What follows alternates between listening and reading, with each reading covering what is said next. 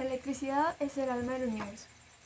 Esto lo dijo el predicador John Wesley, quien a pesar de no ser un físico o un científico, con estas palabras acertó en su totalidad. Muy buenos días, ingeniero y compañeros. Es de mi agrado presentarme como miembro del grupo número 8, a quienes en esta ocasión nos corresponde abordar los temas electricidad y corriente. Mi nombre es Angeli Gil, carnet 2021 46554, código B47, y en esta oportunidad yo voy a desarrollar los temas electricidad y magnetismo. Una de las fuerzas fundamentales de la naturaleza es la electricidad, siendo esta muy similar a la fuerza de gravedad, pero lo que diferencia una fuerza de la otra es que la fuerza de gravedad entre dos objetos depende de su masa y la fuerza eléctrica entre dos objetos depende de su carga. Ahora, ¿qué es la carga? La carga es una propiedad básica de las partículas elementales que componen a toda la materia ordinaria. Pero, ¿cuáles son las partículas elementales? Las partículas elementales son tres: los electrones, que tienen carga negativa, los protones, que tienen carga positiva, y los neutrones, que no poseen carga. De hecho, la fuerza eléctrica entre los electrones y los protones es lo que mantiene al átomo unido. Los protones y los neutrones están fuertemente unidos entre sí para formar el denso núcleo central del átomo. El núcleo contiene el 99,95% de la masa del volumen del átomo, pero solamente ocupa una pequeña fracción de este. Por otro lado, los electrones tienen el 0,5% de la masa y ocupan la mayor parte del volumen del átomo. Las fuerzas que existen entre las partículas elementales son las fuerzas fundamentales de la naturaleza, y toda la materia ordinaria está compuesta de estas partículas elementales. Por lo tanto, todas las fuerzas se pueden entender entre sí.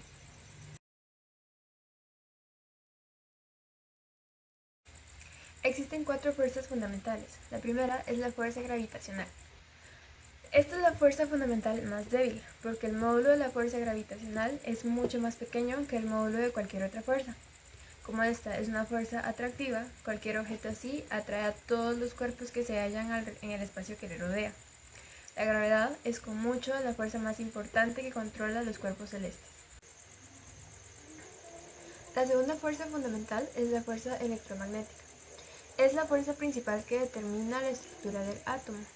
En esta fuerza, los electrones se mantienen en órbita alrededor del núcleo, del mismo modo en que los planetas se mantienen en órbita alrededor del Sol por la atracción gravitatoria. Todas las fuerzas, exceptuando la fuerza de gravedad, tienen origen electromagnético. Por lo tanto, la fuerza electromagnética es la principal fuerza que gobierna la física y la química de la materia ordinaria. La tercera fuerza fundamental es la fuerza nuclear. Esta fuerza es muy grande cuando las partículas están muy próximas unas de otras, pero esta se disminuye con la distancia. Aunque la fuerza nuclear es esencial para mantener unido el núcleo, no juega un papel directo a la interacción de los átomos entre sí. La cuarta y última fuerza fundamental es la fuerza débil. Esta es también una fuerza de corto alcance limitada enteramente al núcleo. Es la responsable de algunas formas de radioactividad, que es la transformación espontánea del núcleo de una clase de átomo a el núcleo de otra. Ahora hablemos un poco sobre la ley de Coulomb. La ley de Coulomb establece que aun cuando las fuerzas eléctricas y de gravitación son fundamentalmente distintas la una de la otra, tienen propiedades que son muy similares entre sí. Por lo tanto, para poder entender la electricidad, es necesario revisar brevemente algunas de las propiedades de la gravedad. La gravedad es una fuerza que actúa a distancia, o sea, dos objetos ejercen atracción mutua el uno sobre el otro a través del espacio vacío sin ningún tipo de conexión mecánica.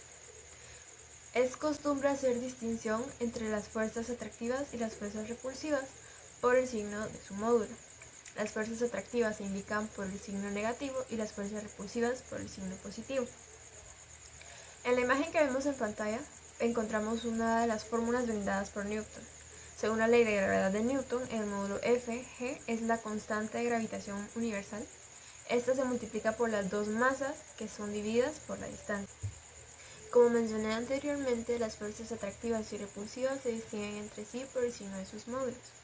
En la segunda imagen que vemos en pantalla encontramos exactamente la misma fórmula que expliqué anteriormente, pero la diferencia, como pueden notar, es el signo. Esto indica que es para obtener una fuerza atractiva, o sea, negativa. La electricidad es una fuerza que actúa a distancia entre dos objetos, cuyas cargas son Q1 y Q2. La unidad de la carga es el coulomb. Por lo tanto, según la ley de Coulomb, la fuerza eléctrica es la que se da entre K multiplicada por dos objetos con cargas Q1 y Q2, divididas por la distancia, en donde K es la constante eléctrica universal. La diferencia fundamental entre gravedad y electricidad es que mientras la gravedad es siempre atractiva, la electricidad puede ser atractiva o repulsiva, porque existen dos clases de carga, la positiva y la negativa. Los objetos que tienen la misma carga se repelen entre sí, y los que tienen carga opuesta se atraen. La ley de la conservación de la carga establece que, en cualquier proceso físico, la carga total no cambia. Esta ley es evidentemente cierta para un proceso en el que solo interviene el paso de electrones de un objeto a otro. Sin embargo, la ley es mucho más general que esto e incluso es válido para procesos en que se crean y destruyen protones y electrones, como el caso de la desintegración del núcleo. Ahora hablemos brevemente sobre aisladores y conductores. Las sustancias se diferencian por la relativa libertad que tienen de desplazarse la carga a través de ellas. Una sustancia en la que la carga se puede expresar libremente se llama conductor, y una sustancia en la que la carga puede moverse solo ligeramente se llama aislador o dieléctrico.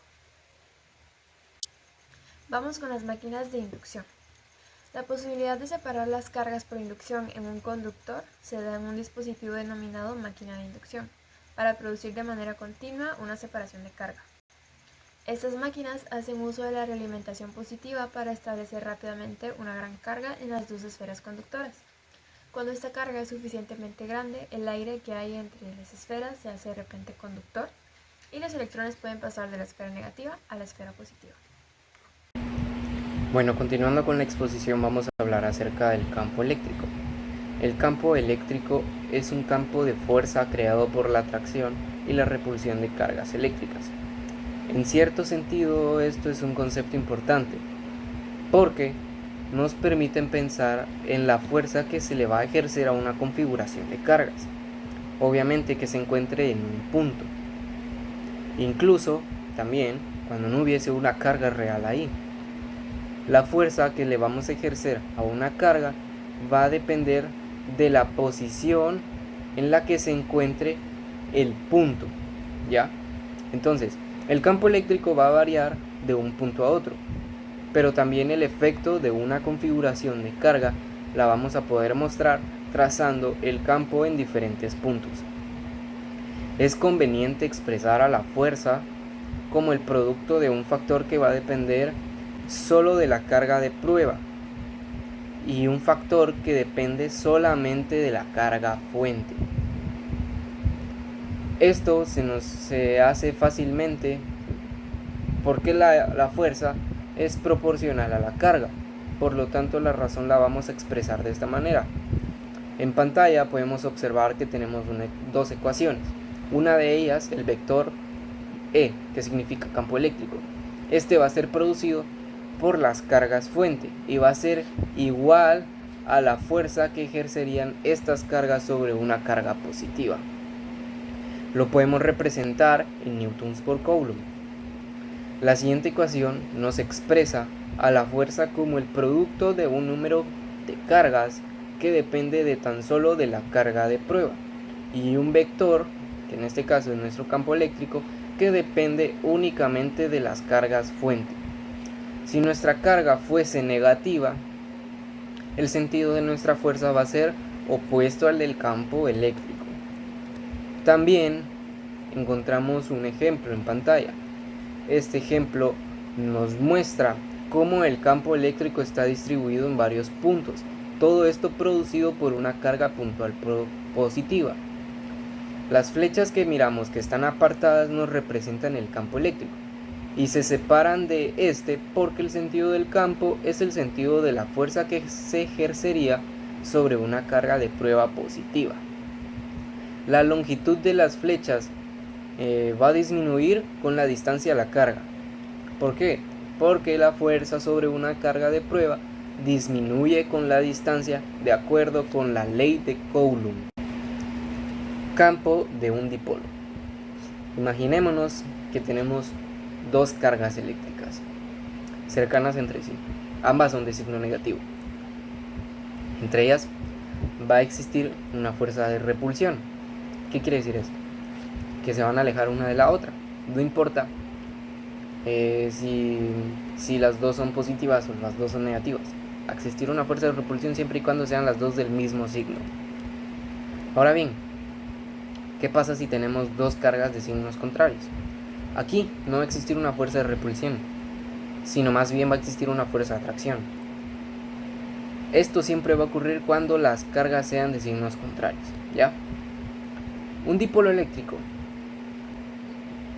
Para que se forme un dipolo eléctrico debemos de cumplir tres condiciones, ¿ya? Una de ellas, que ambas cargas sean de la misma magnitud. ¿A qué me refiero con esto? Por ejemplo, si yo tengo una carga de 10 microcoulomb, la otra debe de ser de 10 microcoulomb, ¿ya? Segundo, que estén formadas por signos contrarios. Siempre tiene que existir una fuerza de atracción para que exista un dipolo eléctrico, ¿ya? Y por último, que se encuentren cercanas entre sí.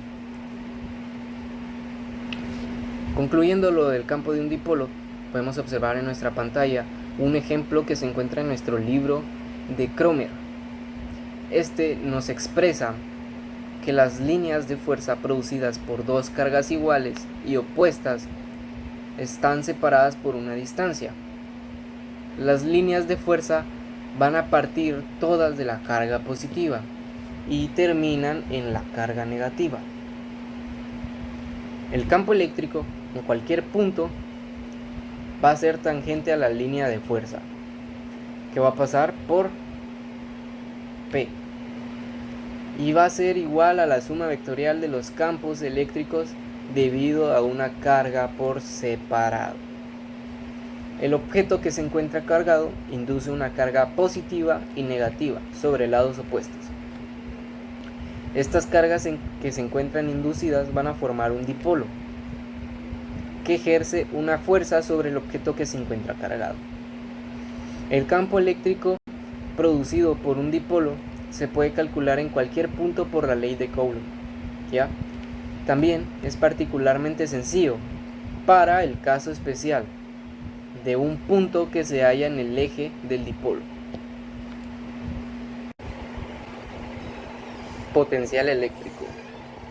El potencial eléctrico es la energía que se va a almacenar en un objeto y que depende de su posición con respecto a otros objetos, o que simplemente exista un campo de fuerzas dentro de él, ¿ya?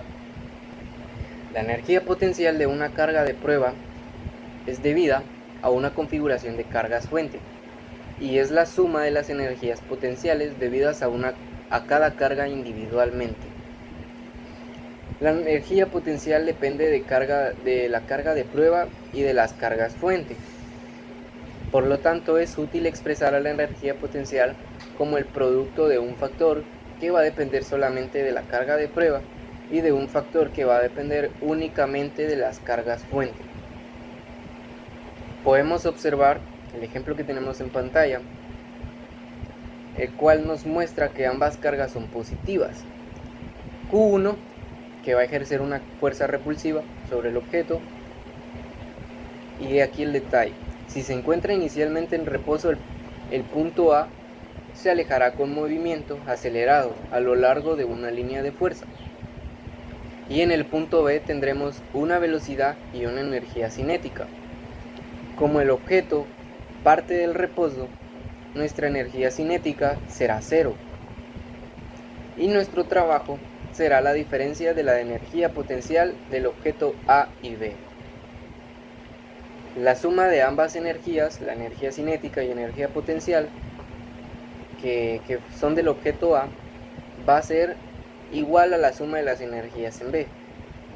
Esto quiere decir que la suma de ambas energías es la misma en todos los puntos, o sea que va a ser una constante. Los haces de electrones. Estos son una corriente de electrones que son encontrados en los átomos como partículas pequeñas con cargas negativas. Muchos aparatos como los receptores de televisión, los aparatos rayos X, los microscopios, utilizan un haz de electrones acelerados por un campo eléctrico. En nuestro libro de Kromer encontramos un ejemplo, el cual nosotros decidimos colocarlo en nuestra exposición porque consideramos que es el que está bastante explicado, y el cual nos detallaba que decía cómo las placas metálicas o los electrodos están montados dentro del tubo y los hilos unidos a los electrodos que pasan por la pared del tubo. También aquí cuentan cómo dos electrones, uno de ellos, el llamado cátodo, es calentado por un filamento de alambre. En ese alambre va a existir una corriente. O sea, al calentar el cátodo va a existir una corriente. Cuando la temperatura es demasiado alta, algunos de sus electrones van a ser libres, los cuales van a poseer energía suficiente para escapar del metal. Cuando los electrones son evaporados, van a formar una nube electrónica alrededor del cátodo, hasta formar un aspecto denso. La función de esta nube es impedir que exista más evaporación. El otro electrodo es llamado ánodo. En este mantenemos un elevado potencial positivo con respecto al cátodo. A diferencia del cátodo, aquí los electrones de la nube son atraídos por él. Cuando no hay una ventilación en el tubo, los electrones se van a mover libremente hacia el ánodo, sin chocar con las moléculas del aire. Ya alejadas de la nube electrónica, estos van a ser reemplazados por nuevos electrones que son evaporados. Podemos observar la ecuación que tenemos en pantalla y nos muestra que cuando un electrón se mueve del cátodo hacia el ánodo, la suma de sus energías potencial y cinética van a permanecer constantes. Esto ha sido todo por mi parte y los dejo con mi compañera. Buenos días, ingeniero y compañeros. Mi nombre es María Estela Esquite Solís y les voy a exponer acerca de los tubos de rayos X, los tubos de rayos catódicos y los tubos de televisión. Empezando con los tubos de rayos X. Esto se trata de una válvula de vacío usada para la producción de rayos X, y estos son emitidos mediante la colisión de electrones producidos en el cátodo. El diseño de los tubos de rayos X evolucionó gracias a William Crookes. Wilhelm Cornell descubrió los rayos X a finales del siglo XIX. Pero bien, ¿qué son los rayos X? Los rayos X se pueden describir como una radiación electromagnética ionizante, es decir, que son simplemente ondas electromagnéticas de ondas muy cortas. Estos son completamente invisibles para el ojo humano. Además de ser capaces de atravesar cuerpos opacos, pueden imprimir películas fotográficas. La producción de estos se produce cuando los electrones reciben una repentina desaceleración. El 8 de noviembre de 1895, Wilhelm Cornell descubrió los rayos X mientras realizaba un experimento con una válvula de vacío y un generador eléctrico. Con el hallazgo de este haz de luz nació el diagnóstico médico por imágenes, conocido como radiografía, que mejoró considerablemente la ejerción de la medicina. Continuando con los rayos X, ahora daré una breve explicación sobre ellos. En el tubo de rayos X se encuentra el cátodo, que es un filamento que produce electrones cuando éste se calienta. La forma de calentar el cátodo es hacerlo pasar por una corriente eléctrica, y cuando éste se calienta, sus átomos absorben la energía. Para una exposición de rayos X se usa un solo filamento, llamado foco grueso, que normalmente se usa en exposiciones largas. También existe un foco fino, que se usa en exposiciones más cortas, y este foco fino ofrece una mejor calidad de imagen. El ánodo es contra quien chocan los electrones para producir los rayos X. Se le llama mancha focal al área donde chocan estos electrones que provienen del cátodo. Si el calor se distribuye de manera adecuada y uniforme, entre mayor sea el área, es decir, entre más grande sea el área de la mancha focal, mayor cantidad de calor podrá acumular. Sin embargo, entre más cantidad de calor tenga, la imagen que nos proporcionará los rayos X será de menor calidad. Esto se resolvió dándole una pequeña inclinación a la superficie anódica. El ánodo puede poseer dos motores, que pueden ser fijo o giratorio. Cuando se usa un ánodo con motor giratorio es cuando se ocupa con un tiempo de exposición más prolongado, y se usa un motor fijo cuando el tiempo de exposición o el tiempo de uso es más corto. Ambos, tanto el ánodo como el cátodo, están encerrados en una ampolla de vidrio y además están rodeados de vacío, es decir, que no se encuentra aire. Si existiera aire dentro de la ampolla, las moléculas del aire chocarían con los electrones y pues ya no se llevarían a cabo la producción de los rayos X. Por lo tanto, la función del vacío dentro de la ampolla es de manera independiente verificar que sea correcta la velocidad y el número de electrones. Los rayos de longitud de onda producidos se hacen más corto al crecer el diferencial de potencia, que es igual a 8000 voltios. Hoy en día se usan aparatos de rayos X con diferencia de potencial muy grandes. La energía cinética de los electrones al chocar es: la energía de los electrones al chocar viene dada por la siguiente fórmula. Sustituyendo los valores, obtendremos lo siguiente. Y al realizar nuestras operaciones, obtendremos que la energía cinética de los electrones al chocar es de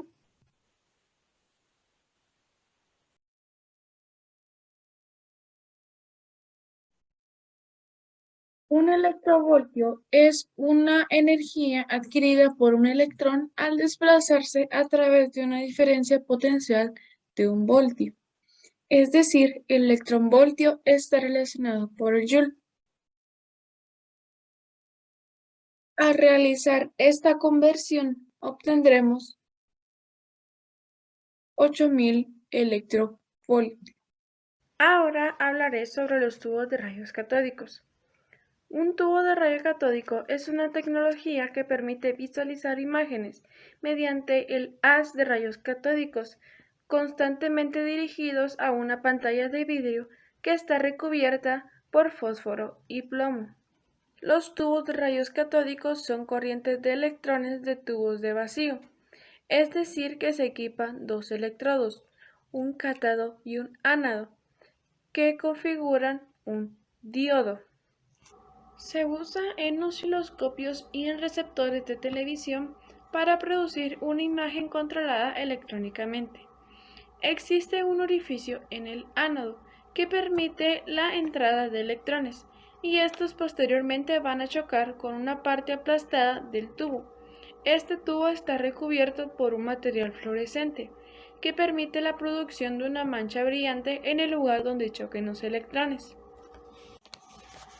La posición de la mancha es controlada por dos pares de placas. Cuando los electrones pasan por una de estas, estos son desviados hacia la placa con mayor potencial o el potencial más elevado.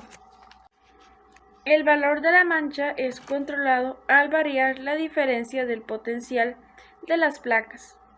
Una de estas placas se mueve horizontalmente y la otra verticalmente. Ambas se mueven juntas y a la vez mueven la mancha por toda la pantalla. Se usa un osciloscopio para mostrar un potencial de tiempo, como los impulsos que se llevan a cabo en un axón de una célula nerviosa. Por medio de los electrodos implantados en la célula, el potencial de interés es implantado en las placas verticales de un osciloscopio, produciendo desviaciones de la mancha. Para mostrar la variación temporal del tubo, el haz es barrido simultáneamente de izquierda a derecha a una velocidad constante, y esto lo realiza una y otra vez. Hacerlo requiere que el potencial que va a ser aplicado a las placas horizontales tenga ondas de dientes de sierra. Con cada barrido horizontal se pone en manifiesto un nuevo pulso en la posición del anterior, lo cual genera una imagen estacionaria de un nuevo pulso. Por último, hablaré sobre los tubos de televisión. Estos tubos son muy similares a los tubos de rayos catódicos, exceptuando que el haz es desviado magnéticamente. La imagen está compuesta por 525 líneas horizontales e individuales, que cambian 30 veces por segundo, es decir, 15.750 veces por segundo, y verticalmente cambia 60 veces por segundo, es decir, 31.500 veces por segundo. Los barridos verticales y horizontales son producidos por circuitos electrónicos, y estos a su vez están sincronizados con la señal de la emisora. Esta señal también controla la intensidad del haz electrónico y por tanto el punto luminoso del haz cuando éste corre la pantalla. Lo que produce la imagen es la variación de la intensidad de la luz cuando ésta recorre toda la pantalla.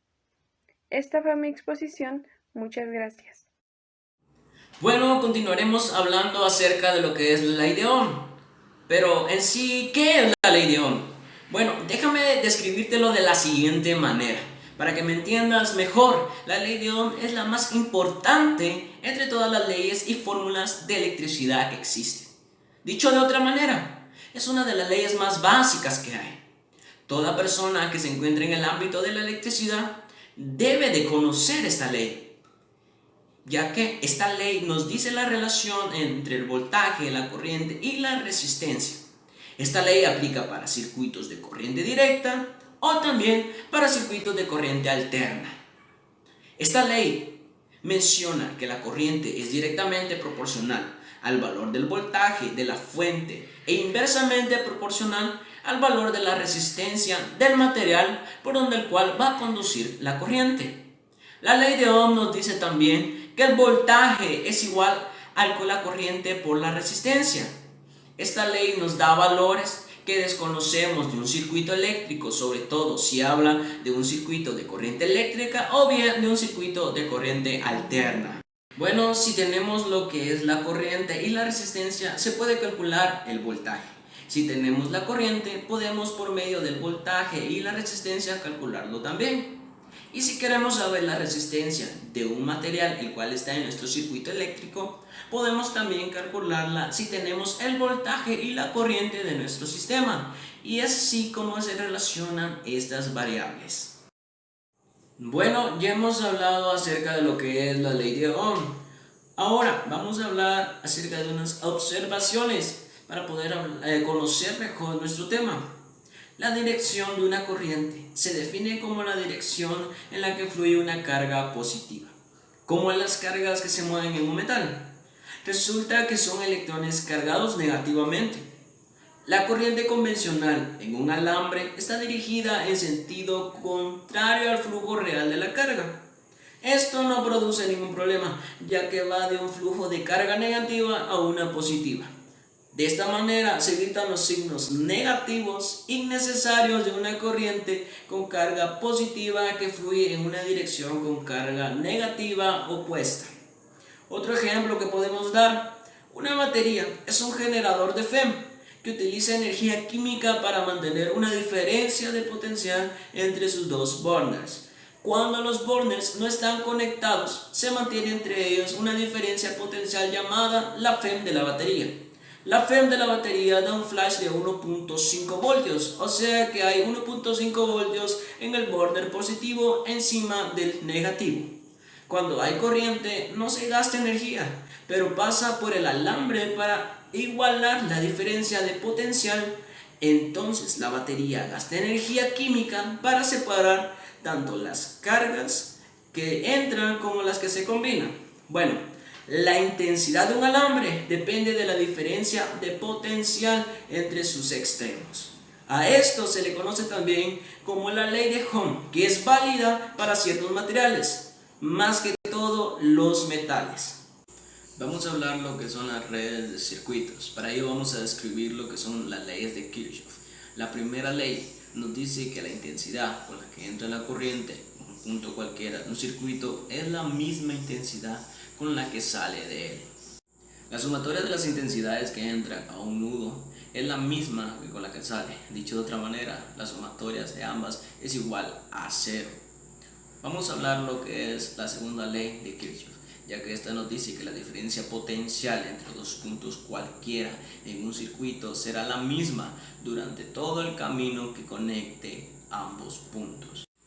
Esta ley también es conocida como ley de mallas y deja claro lo siguiente.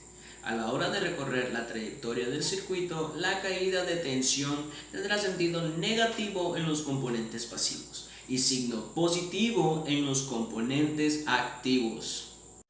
Ambas leyes pueden deducirse del teorema de Gauss. Aplicando el teorema a cualquier superficie que esté encerrada en un nudo de pared, se puede llegar a lo siguiente en la primera ley. En la segunda, basta con integrar una línea cerrada en la ecuación a lo largo del circuito para que la ecuación quede de esta manera. Las baterías o condensadores cargados ocasionan aumentos de tensión y los elementos pasivos ocasionan caídas de tensión. La suma de todo esto es igual a 0.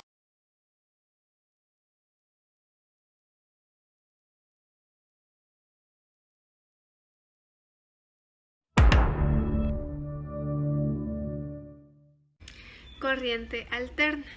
Una batería mantiene una diferencia de potencial constante entre sus bornes. Cuando estos bornes están conectados a una resistencia, se produce una corriente permanente que va a través de la resistencia del borne de alta potencia al de baja potencia. Como la dirección de la corriente es constante, se dice que es una corriente continua. El potencial recorre un ciclo completo de oscilación en el tiempo llamado periodo. La curva del potencial tiene la forma de una onda sinusoidal. Como la corriente oscila con el tiempo, se le llama corriente alterna. Cuando la corriente es positiva, esta fluye en una dirección, y cuando la corriente es negativa, esta fluye hacia otra dirección. Así, no hay un flujo neto de carga alrededor del circuito. Por el contrario, la carga se mueve hacia atrás y adelante en la resistencia. Para este experimento vamos a necesitar solamente un globo. El globo contiene carga negativa y el cabello carga positiva. Sabemos que cargas contrarias se atraen, por lo que al frotar varias veces el globo sobre el cabello, este se queda pegado.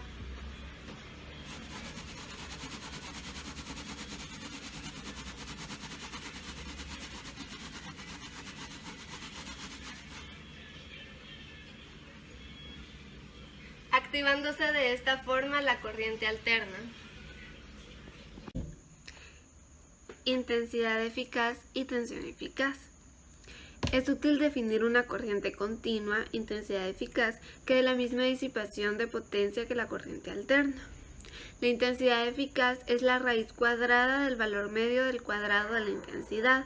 La tensión continua o eficaz, tensión eficaz, se define en función de intensidad eficaz por la ley de Ohm. Y aquí que los métodos de redes de circuitos se puedan utilizar para analizar circuitos de corriente alterna.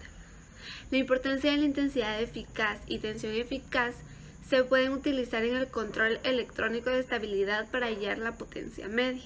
En general, un aparato proyectado para funcionar a una tensión no funcionará de manera conveniente a una tensión notablemente distinta. Instalación doméstica. La energía eléctrica se distribuye desde el generador a las casas por un par de líneas de transporte de energía. Cada casa está conectada en paralelo a estas líneas y la compañía de electricidad mantiene una tensión eficaz constante entre las líneas. Podemos observar en la diapositiva que se encuentran dos símbolos. El primero designa un generador de K y el segundo designa una conexión a tierra. La línea eléctrica de tierra se conecta a esta por medio de cables enterrados en el suelo, lo cual mantiene la línea a potencial 0. El potencial de la otra línea, la que lleva corriente, oscila con respecto a la tierra. La radiofrecuencia y un contador M están colocados en serie con la línea que entra en la casa, pero todos los aparatos están conectados en paralelo. Cuando se enchufan más aparatos en paralelo a la línea de la casa, disminuye la resistencia total a través de la línea y aumenta la corriente total de intensidad eficaz que entra en la casa. Se produce una corriente muy grande cuando hay aplicados demasiados aparatos a la línea y a esto se le llama circuito sobrecargado, o cuando se coloca accidentalmente una pequeña resistencia a través de los terminales de un enchufe. A esto se le llama cortocircuito. Un cortocircuito reduce la resistencia total del circuito de la casa casi a cero, produciéndose una corriente demasiado grande. Si el fusible no rompiese inmediatamente el circuito, los conductores de las paredes se podrían calentar tanto como para dar lugar a un incendio. Ahora hablemos de seguridad eléctrica. Como un lado de la toma de corriente está unido a tierra, un circuito queda cerrado cuando el otro lado, el que lleva corriente o lado activo, se conecta directamente a tierra. Esto sucede, por ejemplo, si el conductor activo está conectado a una cañería de agua o a una cañería de desagüe con un buen conductor eléctrico a tierra. Así, una persona puede quedar electrocutada tocando simultáneamente una cañería de agua y el terminal activo de una toma de corriente. También se puede recibir un shock con solo tocar el terminal activo de un enchufe si se está de pie sobre un suelo mojado o sobre el piso de un sótano húmedo, ya que el agua es un buen conductor. Si una persona está en buen contacto con el suelo cuando toca el enchufe, la única resistencia del circuito es la de su cuerpo. La piel seca es un buen aislante, cuya resistencia es de 10 a la 6 ohm o más, pero la piel húmeda es un buen conductor. Así, si se hace contacto con una mano mojada, la resistencia de la piel queda cortocircuitada y la única resistencia que queda es la del cuerpo como un todo, que vale solamente unos 10 a la 3 ohm. El 75% de la población percibe una corriente de 1,0 am a 60 Hz con un pequeño hormigueo. Una corriente mayor empieza a romper el propio sistema eléctrico del cuerpo, interfiriendo en la transmisión de los impulsos nerviosos. Condensadores. Una resistencia es solamente uno de los muchos elementos que se utilizan en los circuitos eléctricos. Otros elementos importantes es el condensador, que consta de dos superficies conductoras separadas por una lámina aislante. Los hilos unidos a la superficie permiten que el condensador sea conectado a un circuito eléctrico. Como hay aislamiento entre las placas del condensador, la carga no puede influir por este elemento y por lo tanto no se puede establecer una corriente continua a través de un condensador. Sin embargo, cuando el interruptor está cerrado, habrá una corriente transitoria a través de la resistencia, puesto que los elementos fluyen de una placa del condensador a la otra. La carga sobre cada placa cambia de positiva a negativa cada que el potencial del condensador se invierte y por lo tanto hay una corriente alterna en el circuito. Así, un condensador es un elemento que ofrece poca resistencia a un potencial alterno y una resistencia infinita a un potencial continuo. En muchos circuitos electrónicos, en los que el potencial es una mezcla de una componente continua y otra interna, los condensadores se utilizan para filtrar la componente continua y la componente alterna. El último tema del que les hablaré es bioelectricidad. En la mayoría de las células animales hay una diferencia de potencial entre el interior y el exterior de las células. Esto es aún más pronunciado en las células nerviosas y musculares, en donde en estado de reposo el potencial interior es de unos 85 MV con respecto al potencial exterior. Un impulso nervioso es un cambio en este potencial que se propaga a lo largo de la fibra nerviosa axón. Los impulsos nerviosos llevan señales de información desde las células sensoriales al cerebro y en sentido inverso, desde el cerebro a las células musculares. Un impulso nervioso al alcanzar una fibra muscular produce cambios de potencial semejantes que se propagan a lo largo de las fibras, iniciando la contracción de la misma. De este modo, la electricidad juega un papel fundamental en la organización neuromuscular de los animales. Los músculos de algunos peces han perdido su capacidad para contraerse y son utilizados exclusivamente para producir un potencial eléctrico. La conocida anguila eléctrica produce un gran potencial que utiliza para su defensa, pero muchos peces producen un pequeño potencial que emplean para detectar objetos en las aguas circundantes. Los dejo con mi siguiente compañero. Buenos días, mi nombre es Genis Aaron Solís Bautista y yo les voy a hablar sobre la potencia de Nernst. El potasio de NERS se determina tanto por la diferencia en la concentración de los iones en los fluidos intracelulares y extracelular, como por la permeabilidad selectiva de la pared celular a los iones de diferentes clases. Si podemos ver a mi derecha superior hay una tabla 18.1, que nos dice las concentraciones de iones en el fluido intracelular y extracelular. Estos iones se pueden decir que es el potasio positivo, el sodio positivo y cloro negativo. También se encuentra el A negativo, cual esto nos dice que son todos los demás iones que hay. Entonces, yéndose a la tabla, podemos ver que el ion de potasio positivo nos dice que en el intracelular hay más concentración que el extracelular, ya que en el intracelular hay de concentración 0.141 y en el extracelular hay una concentración de 0.005. En el sodio positivo, la concentración en el extracelular, que es de 0.142, es más que la de intracelular, que es de 0.010.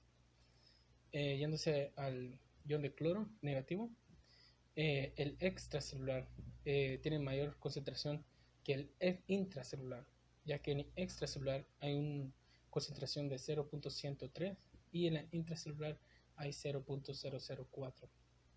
En el A negativo, cual ya le dije que es todos los demás iones, hay más concentración en intracelular que la de extracelular, ya que en el intracelular hay 0.147 y en el extracelular hay 0.044. Esta tabla nos va a servir más adelante cuando vemos las fórmulas. Pero en mi mano izquierda hay otra tabla, dos figuras, la figura A y figura B. Aquí hay dos soluciones de cloruro de potasio, que está separado por una membrana, esas líneas que está partiéndolos en mitad, que es permeable solo a los iones potasio positivo. La disfunción de los iones de potasio positivo desde la solución más concentrada del comportamiento 1 a la menos concentrada del comportamiento 2.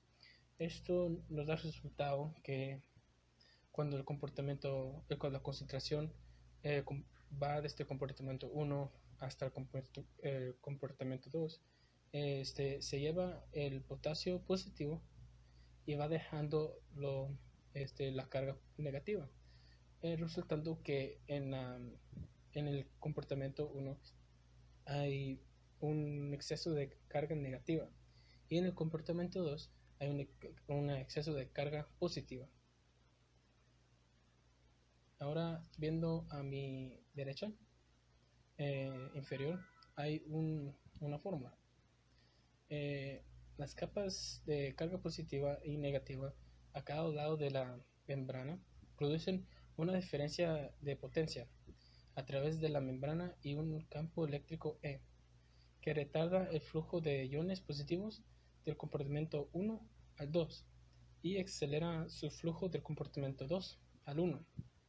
Esto es la definición de una parte de la fórmula, cuál es el V igual a V1 menos V2. Ya lo demás, fórmula tiene otra explicación. Cada símbolo, cada letra tiene su propio significado. Cual la K que se ve ahí es la constante de Boltzmann. Que este dato se puede llenar con 1.38 por 10 elevado al menos 23 joules por Kelvin.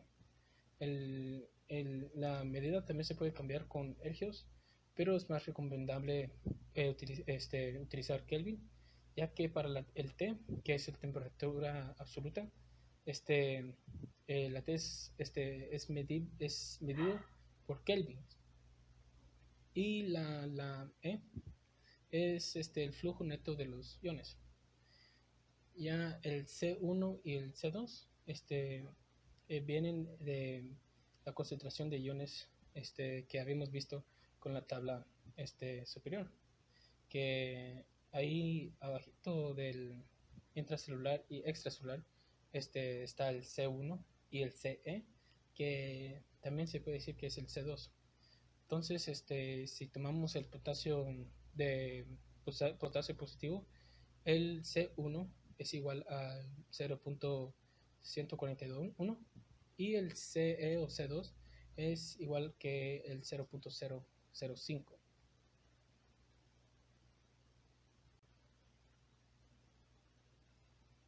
Estas dos figuras es el circuito analógico de las proteínas de Nernst en una célula. Estas dos figuras, A, B, aunque si miran iguales, hay dos diferencias. Una es como dice el S, que uno está conectado y otro está no conectado, y otra es los diferentes tipos de cantidades que se encuentran, que vamos a hablar después. En la figura A, podemos ver cuatro líneas, se puede decir eso, que la primera de arriba a abajo no tiene ningún ion, pero la segunda, tercera y cuarta sí tienen iones, y esa cantidad podemos encontrarlo utilizando la fórmula. En la segunda está el ion de potasio, que es igual a 89 milivoltios, y en la tercera está el ion de cloro, que es igual a 85 milivoltios. Que estas baterías, si se puede decir, de cloro y potasio, mantienen una diferencia de potasio de potencia de 85 milivoltios entre el interior y el exterior de la célula. Y el cuarta, donde está el ion de sodio, que es igual a 70 milivoltios, no pasa al exterior porque hay un interruptor S que está abierto, y por esa causa no pasa. Pero ya en la figura B podemos ver que está cerrado y ya están conectados. Entonces el ion de sodio sí afecta. Entonces ya hace que el interior de la célula esté a 60 milivoltios con respecto al exterior. Tiempo para mi compañero. ¿Por medio de qué se transmiten los impulsos nerviosos? Por medio de neuronas.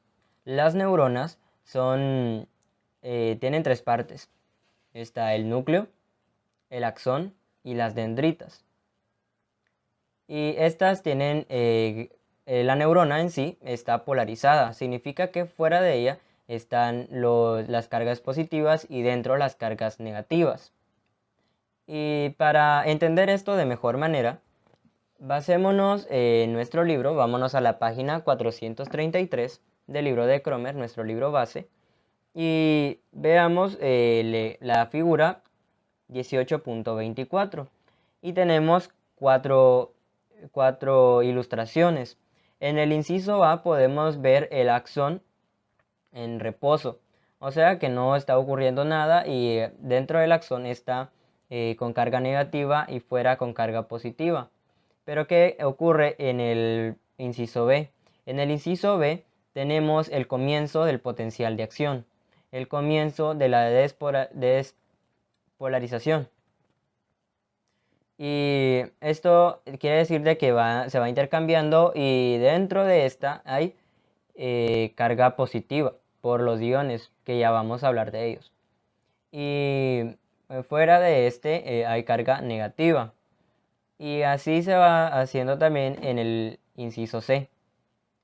Bueno, al llegar al inciso D, nos damos cuenta de que ya bastante parte del axón está con carga positiva y fuera con carga negativa.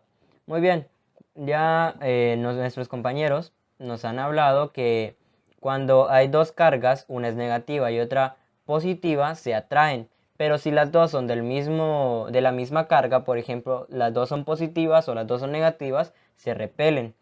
Muy bien. El axón tiene la carga en reposo positiva afuera y negativa adentro. Cuando el potencial de acción va ocurriendo, esto va ocurriendo poco a poco. Entonces es como una ola y la ola es de las cargas positivas que se van alejando o acercando al axón. Y muy bien, ¿por qué ocurre todo esto? Vamos a conocer lo que son los iones de sodio y los iones de potasio. Los iones de sodio conocemos que están en más cantidad que los iones potasio en el axón.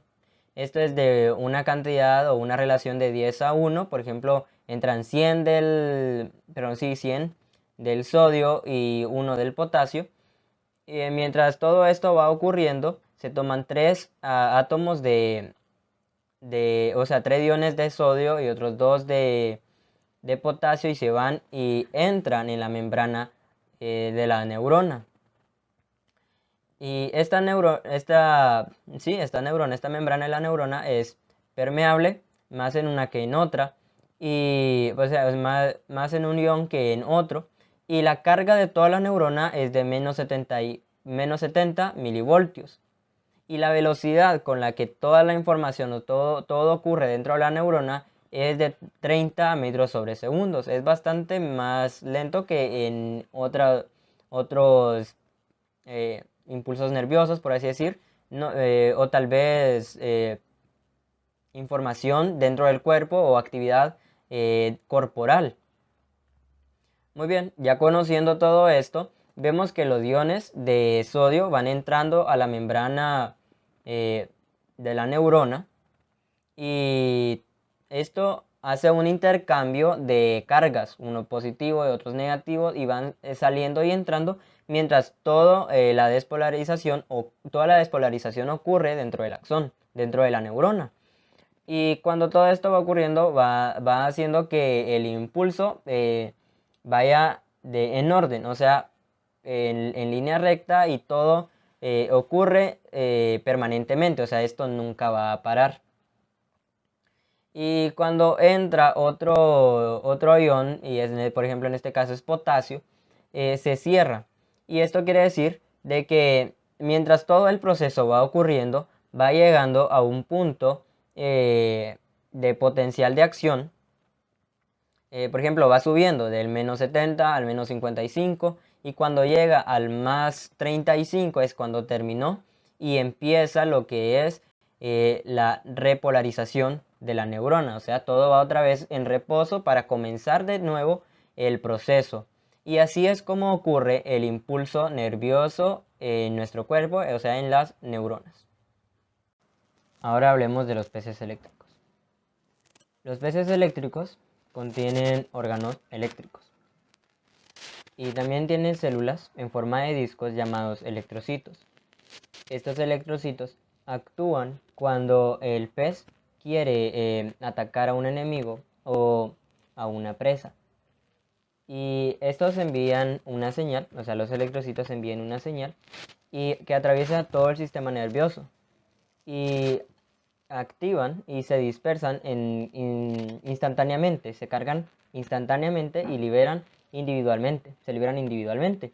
Esta es una carga débil, pero lo interesante y lo peculiar en este órgano es que se libera y crea, o sea, se libera en todas las células al mismo tiempo, y que esto genera un campo eléctrico alrededor del pez, y esta se dispersa en diferentes lugares, que lo que hace es aturdir a los seres vivos que están cerca de él. Este es el experimento del grupo número 8. Utilizaremos una batería, y el cual conocemos que tiene un lado positivo y uno negativo. Utilizaremos también un foco y haremos uso del alambre de cobre. Colocamos el foco en el lado positivo de la batería y el alambre de cobre en el lado negativo. Un dato curioso de la batería es que fue inventado por Alessandro Volta con la observación de los peces eléctricos. En efecto, este experimento funciona.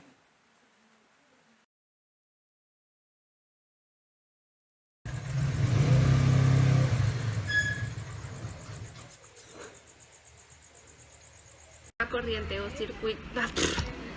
Porque el módulo del... Existen 4 fuerzas Ahora hablemos de los peces eléctricos. El cuerpo de la anguila... ¿Por qué dije?